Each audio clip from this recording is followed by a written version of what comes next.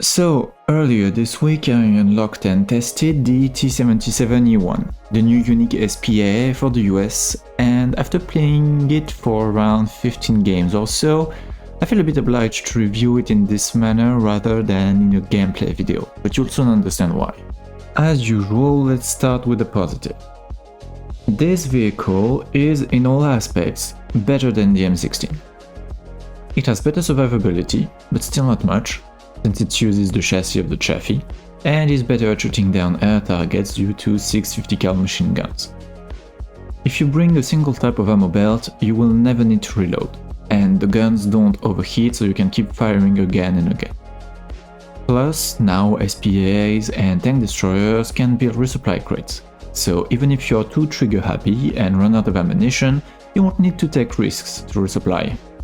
The T77E1 has great mobility, when moving forward or in reverse, allowing you to reposition very quickly around the battlefield, or to run away from your foes. Even stuck, you will feel very nimble and never sluggish, which is very enjoyable. The stock grind is also fairly easy since it's a low tier vehicle and most modifications are for comfort, nothing again changing there.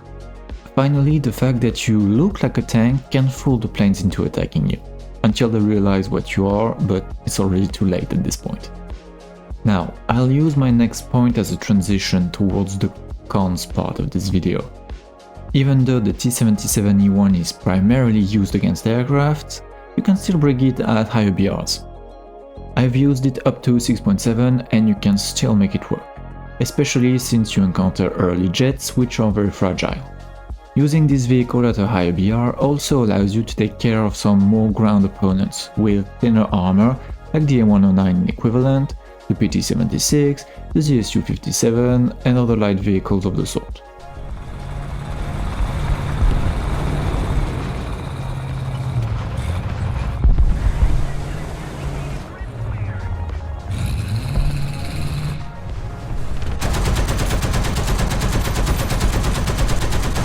Target destroyed.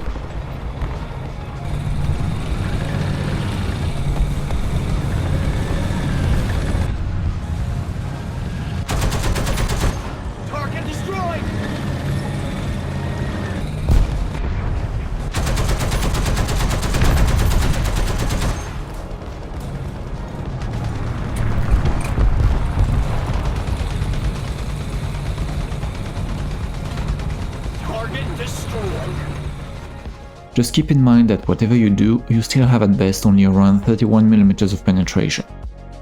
And that leads me to the first negative point of this vehicle. At 3.7 you will be bound to entire duty only.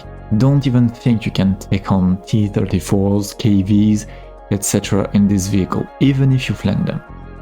You might even struggle against German SPAs. The T77E1 works best in a full lineup, rather than as a standalone vehicle. If you spawn in it at the start of the battle, well, you'll have to wait a long time before being able to actually do something. The fact that this is an American vehicle also doesn't really help, because the US is the most plane spamming nation in this game, I think. Most of the time planes that you'll see will be from your team, and they can already do a good job at picking out enemy airplanes. So in many games you'll be waiting for an opportunity that might never appear. On top of that, your 50 cals can rarely lead to a one-shot kill, more like many hits and critical hits. To summarize all this, the M16 finally found a worthy replacement to take care of the planes, that's for sure. But the best way to use the T77E1 is to have it in a full lineup between 3.7 and 7.3. Start the game in another vehicle, and if you see that the enemy starts to control the skies, spawn in this one and try to clear the area while remaining far away from the battlefield, since you can't do much against actual tanks. The T77E1 remains a great addition to the American tech tree, but might still not be the best answer to efficiently take care of enemy CAS. Gaijin promised that we would have more entire vehicles coming to the US, so I guess we'll have to wait and see. Now, I hope this video was useful to you, especially if you consider grinding this little vehicle or if you're an SPA main. And with that said, I'll see you in the next one.